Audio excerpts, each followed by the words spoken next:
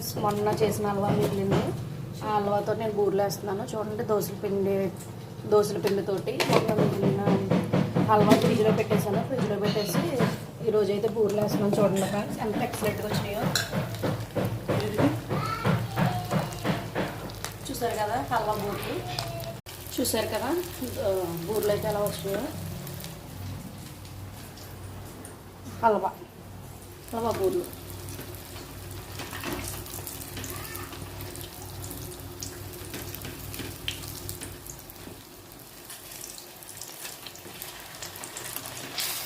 Friends, బూరెలు లోపల ఎలా ఉన్నాయంటే మీకు చూపిస్తాను.